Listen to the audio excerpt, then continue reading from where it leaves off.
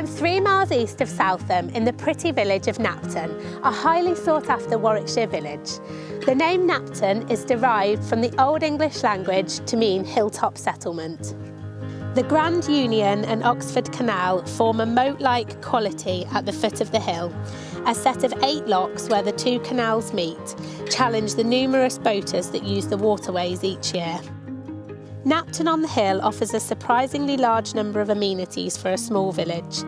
These include 2 pubs, a social club, sports facilities, fishing pools, campsites, an award-winning village store including post office, a beautiful church, a windmill, plus canal-side shops and marina.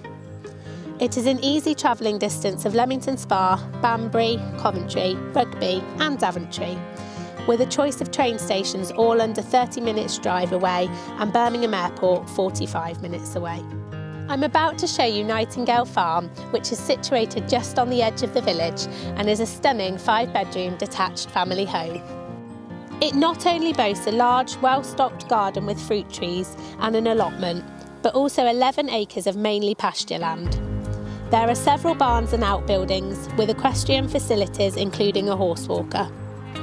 This incredible home represents the very best in luxury lifestyle, open plan living and proximity to village life.